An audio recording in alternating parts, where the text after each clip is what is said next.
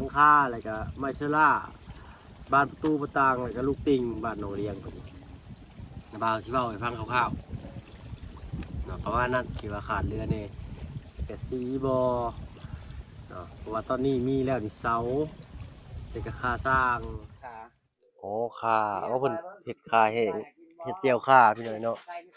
โอ้คักแน่นี่เนาะมีผู้เป็นแม่ครัวไอ้จังหวัดอะไรคันว่าได้ก็เอาคันบ่ได้ก็บ่เป็นหยังยังมาทันเลยช้าเลยทำก่อนร่างก็ยังบ่แล้วแก้ไขนั่นเลยเนาะ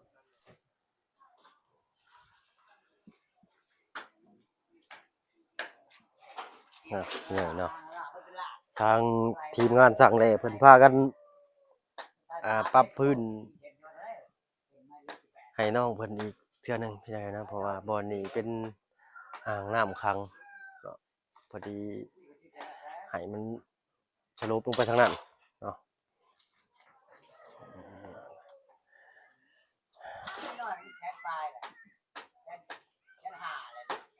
เอาเนาะทางปลุง FC เพิ่นก็ว่าคลองน้ำจักน้อยโพดพี่เนยเนาะทางบ่เพิ่นได้ลงคลิปไปเมื่อกี้เนาะ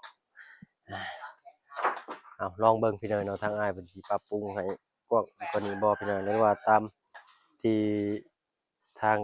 เพิ่นเว้ากับทีมงานบ่เนาะหรือแนวใด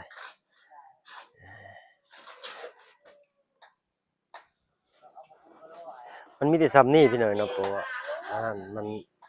มันต่ำแต่บ่นี้เด้อพี่น้องเด้อเนาะ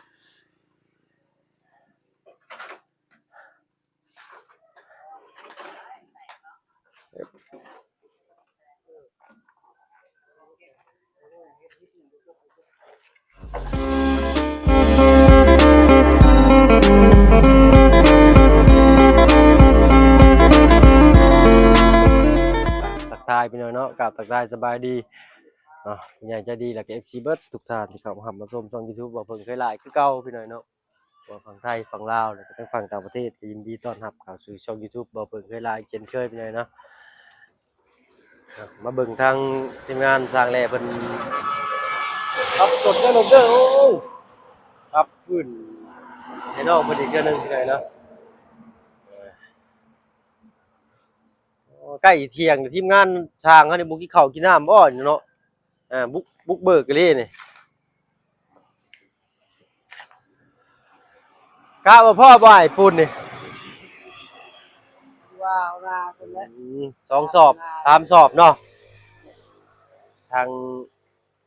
สร้างเสือแดงมาแรงแซงทางโค้งเพิ่นก็คัดบันไดให้อยู่พี่น้อยเนาะมาตรฐาน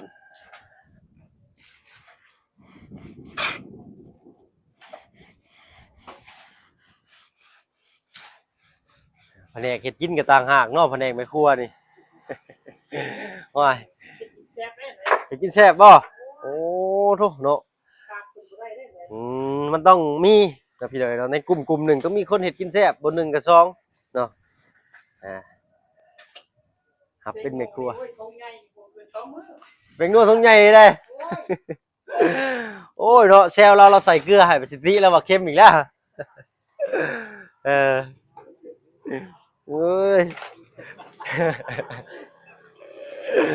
เนาะทางเอากับมีทางอันลุงเฮิมพี่น้อยเนาะลุงเฮิมกับบ่าวยาวพอเฒ่าชู้พอซั่นซะลุงเฮิมนี่เป็นนัวทงใหญ่2มื้อได้ลุงเฮิมก็ได้นะใส่เมนูอย่างนี้มื้อนี้เนาะโอ้ยคือมีฮอดใบบักต้นใหญ่ช่ำมื้อนี้อะไรอ๋อไว้ย่อหม้อมันฮ้อนเบิ่งทั้งในครัวเป็นคนห้วยพงยังไงนะพงยังไงนะขาโอ้ข่าเอาเพิ่นเฮ็ดข่าแห้งเฮ็ดเจียวข่าพี่น้อยเนาะโอ้คักแน่นี่เนาะมีผู้เป็นแม่ครัวอีกเนาะเอาเฮ็ดรอบๆแล้วก็เพิ่นสิเอาเกียร์สามเหลี่ยมปาดเด้อพี่น้องเด้อเนาะตอนนี้เพิ่นเทให้ปูนมันซึมน้ำซะก่อนเนาะครับน่าสิบ่ได้ใส่หินพี่น้องถ้าว่าเฮาใส่หินลงไปมันสิหินใส่หลายน้อยเนาะเนาะเพิ่นเอารองพื้นแล้วพี่น้องเนาะคันว่าเอาหินใส่หลายมันก็สิสูงโพดบาดแม่นเขาไม้เพิ่นพี่น้องเนาะ ทางบ่เพิ่งก็ยังบ่ทันจบหลักสูตรช่ำไปหน่อยเนาะ นี่เออเราสลับคารอบหน่อยนึงไอ้ เอาทางมาเบิ่งทางไม้ว่าสิเฮ็ดอันว่าแค่ให้น้องเพิ่นเนาะไม้ยันบ่พอเพิ่นว่าถ้าว่าเป็นไม้เส้นแบบนี้บัดยังมีบ้านน้องเลี้ยงเพิ่นอีกพี่น้อยเนาะเอาไม้ส่วนนี้ไปเฮ็ดบ้านน้องเลี้ยงเพิ่นอีกหั่นนะนี่ไม้5คูณ10พู้นได้นี่เส้นงามๆเฮ็ดบันไดก็ได้พี่น้อยเนาะ1 2 3เส้น4เส้น5เส้นไม้5เส้นไม้หน้า5คูณ10แล้วแป้น3 4 5 6โอ้ยพอแล้วบ่จักนี่เนาะค่าตั้งค่าแค่เอาตัวนั้นเนาะเดี๋ยวไปถามราคากับช่างแหล่เพิ่นก่อนเพิ่นสิคิดเท่าใดพี่น้อยเนาะ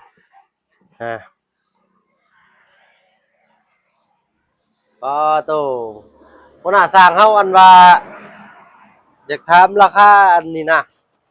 เฮ็ดเตียงนี่นะบ้านเราเอิ้นเตียงเนาะกะบ่ได้อยู่บ่อันนี้ดิไม้ตัวนี้เฮ็ดทั้งหัวมันซะไม้2เส้นนี่เนาะเฮ็ดหัวมัน เตียงนั่งข้างล่างนี่ผม แม่นจ้ะ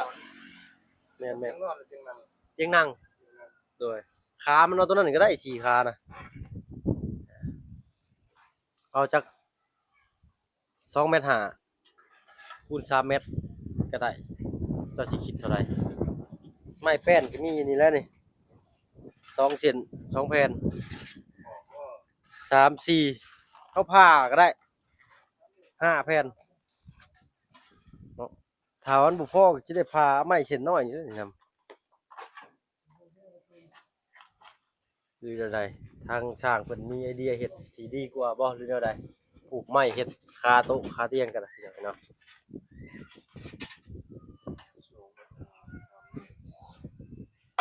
มันสิบ่ตุปุอยู่บ่อันช่างแหละฮะ มันอ่อนกว่า มันกว้างโพดบ่เอาจัก2 เมตรเนาะ2 เมตรคูณ2 เมตร5เอาสำไม้นะสำไม้ตัวนี้ก็ได้สำไม้เขามีนี่แหละไปซื้อไม้เส้นหนึ่งมากะจนสิซ้ำซื้อแค่อันหนึ่งเลยเนาะ จนสิซ้ำซื้อเตียงอันหนึ่งเลยก็เลยอยากเฮ็ดไม้ที่มันเหลืออยู่นั่นเนาะไม้5คูณ15นี่เอาไว้เพิ่มบ้านน้องเลี้ยงเพิ่นก็ได้เนาะเพื่อลดการใช้จ่ายลงไปอีกหน่อยเนาะได้บ่ตามสร้างเพิ่นว่าอะไรไปหน่อยเนาะบ่มีหยังเหนือคำเว้าสร้างได้ไปหน่อยเนาะ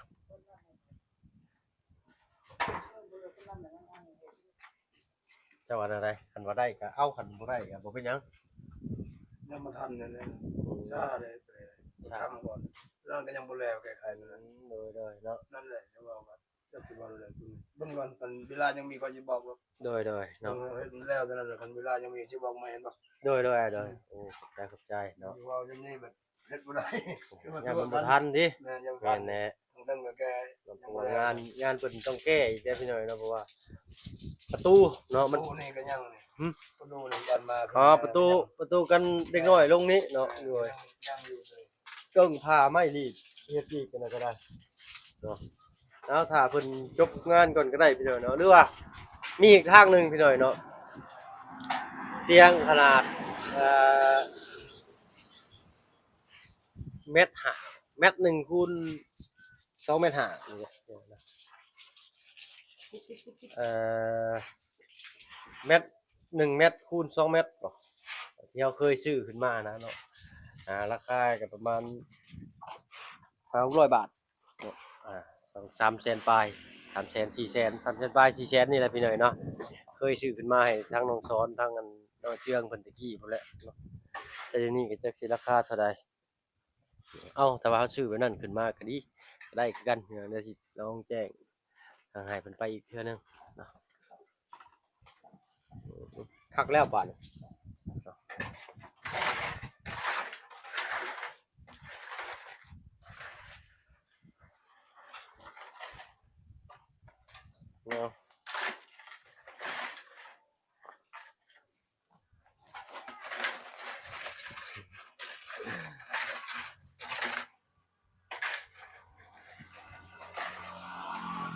ก็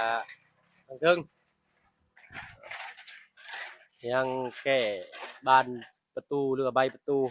ยังมันยังห่าวอยู่พี่น้อยเนาะแม่นมันยังอวบน้ำอยู่เพราะมันติดสีมันกบบ่อีกครับว่าเอาออกลาย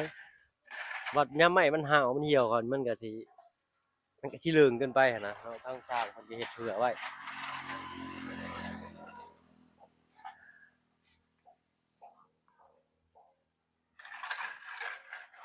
เอาเนาะก็อีกบ่เฮิงเนาะพี่น้องเนาะทางบ้านน้องใจดีเพิ่นสิได้ขึ้นบ้านใหม่ใส่หญ้าเต็มเนาะทางน้องเพิ่นก็จักไปใช้แล้วเนี่ยพี่น้องเนาะบ่แม่นไปหยิบเสือบ่เอา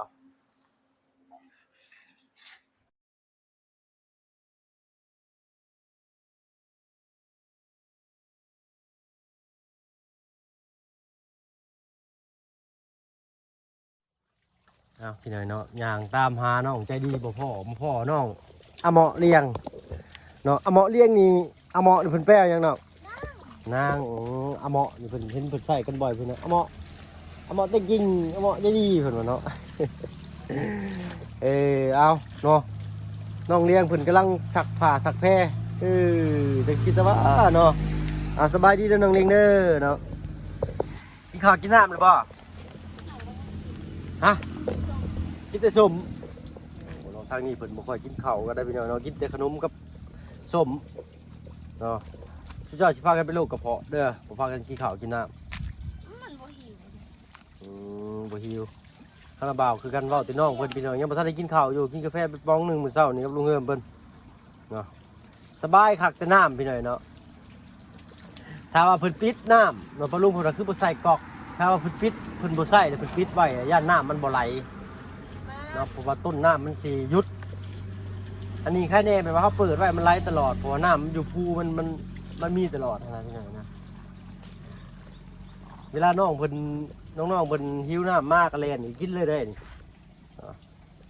คือว่าเป็นน้ำที่ใช้ได้ทันทีเลยนะแต่อยากให้ดีเนี่ยค่ะกะต้มกำตองบอหรืออะไรสักผ้าทางน้องจะดีมันจักไปใช้พี่น้องเนาะมันขี่รถจักรเขาไปบันดงผุนบ่นะเอาทางบ้านเจ้าที่สนองจะเลี้ยงทางบ้านจะมีทางทีมงานมาแจ้งยังเพิ่มเติมอีกหรือเปล่าผมมีแล้วตอนนี้มีแต่อยู่76 ล้านเนาะพี่น้องเนาะ76 ล้านประหารใจนะสันจ้าตอนนี้ถ้าว่าซื้อมาเลยนี่ก็ได้ไม้ตอกขอกตามอยู่เนาะผู้ว่าเขามีเสาอยู่เด้เสาเขามีอยู่ซื้อไม้มานี่พ่ออยู่ไม้พ่อไม้ประมาณ30ปุ่นเลยพี่น้อง30ปลายผมจักค่าสร้างนี่ก็35ผมจักเนาะประมาณนี้แล้วก็สิขาดเหลืออยู่ประมาณที่เขาเห็ดมาเป็นไงน้องหลังคาอะไรก็ไม้เชล่าบานประตูประตางอะไรก็ลูกติงบ้านโนเรียงคนนี้นะบ่าวสิเว้าให้ฟังคร่าวๆเนาะประมาณนั้นที่ว่าขาดเหลือเนี่ยแต่สีบอเนาะเพราะว่าตอนนี้มีแล้วนี่เสาแต่ก็ค่าสร้างเนาะเอากับสิทยอยพากันซื้อมาให้น้องคนพี่หน่อยเนาะคอยเป็นคอยไปจังมือน้องจะสักตัวหนึ่งเสื้อผ้าเจ้านี่บางทีก็เข้าใจแล้วเขาปะไว้ในกระต้าแล้วอาทิตย์นึงก็เรื่องค่ะเขาซักพร้อมกันเลยเด็กเนี่ยสักมือละตู้2 ตู้นี่ก็มีราคาก็ได้ซักให้มันลายเลยสักมันหน่อยมันบมวนซักมือเลยใครได้เนาะสักแบบว่าทางสักไม่ต้องคิดยังไรพ่อจะไม่ใช่เนาะโรงงานเพิ่นหู้อยู่บอกว่าผู้ใหญ่ใจดีสิซอยเดือนนี่จ้ะ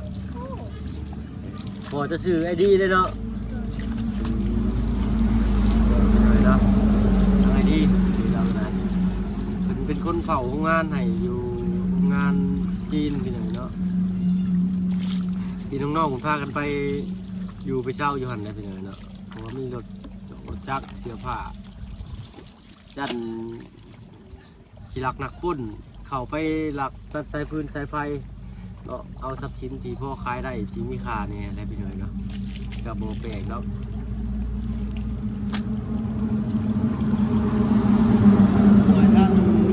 กันเห็ดกินยังได้เนาะ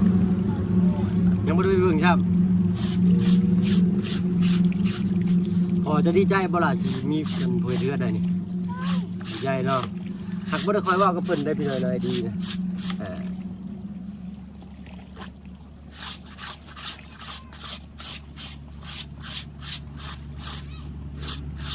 โอ้น้องต้องเป็นจริงนี่บ่เห็นเลยเนาะเราไปแซ่น้องๆจริงๆเนาะเก็บโตขนาดเลยพี่น้อยเนาะสมมุติน้องคนสิเก็บโตอยู่แต่ในเฮือน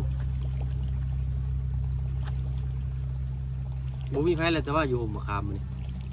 บ่มีเลยพี่น้อยเนาะที่จะบ่เพิ่งผู้เดียวเล่ร่อนอยู่แถวนี้บัดนี้ เอาซักละซักทางระบายสิไปทางอื่นก่อนฮ้อนแดดมาแล้วบาดนี้พี่น้อยเนาะโทรศัพท์ก็สโลว์โมไลท์เขาดึงแล้วบาดเอาพอๆคลิปหน้าสำหรับคลิปนี้ระบายไปแล้วเนาะสบายดีจ้ะแล้วถ้าว่ามีคดีเดี๋ยวระบายสิมาแจ้งเพิ่มอีกเด้อไปบ้านนี้พี่น้อยเนาะเอาบ้านน้องจะดีกันนะสิแล้วในไว้นี่ก็สิได้พากันขึ้นบ้านใหม่ใส่ยางงามพี่น้องเพิ่นแล้วก็สิรวมโตกันมาพี่แหละบุกบ้านน้องน้องโรงเรียนแล้วก็สิพากัน